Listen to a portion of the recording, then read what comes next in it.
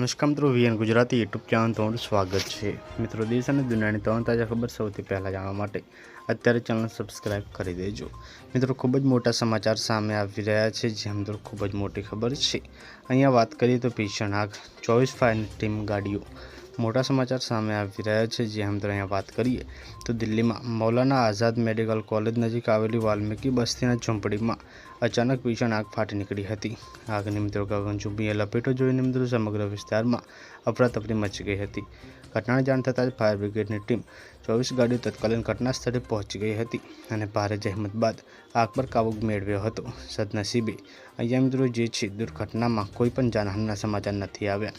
તો ખૂબ જ મોટી ખબર સામે આવી રહી છે। પલ-પલને આપણે મળતી રહેશે મળીને માહિતીના વિડીયોમાં તમે મિત્રો કયા જિલ્લામાંથી આ વિડીયો જોઈ રહ્યા છો, કોમેન્ટ બોક્સમાં જણાવજો, આ વિડીયોને શેર કરજો।